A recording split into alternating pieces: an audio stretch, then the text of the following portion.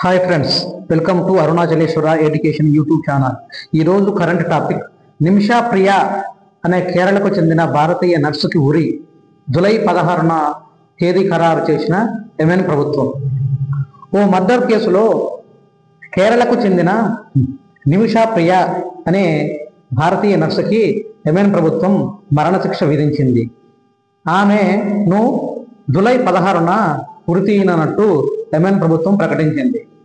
ఇక ఈ నిమిషా ప్రియ ఉరికి సంబంధించినటువంటి విషయాన్ని భారతీయ విదేశీ మంత్రిత్వ శాఖ యెమెన్ ప్రభుత్వంతో సంప్రదింపులు చేస్తున్నట్టు తెలుస్తుంది.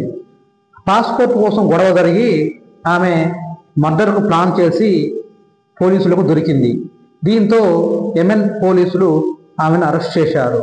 నిమిషా నర్సు కోర్సు పూర్తి చేసి 2008లో పనిచేయడానికి యెమెన్ దేశానికి వెళ్ళింది.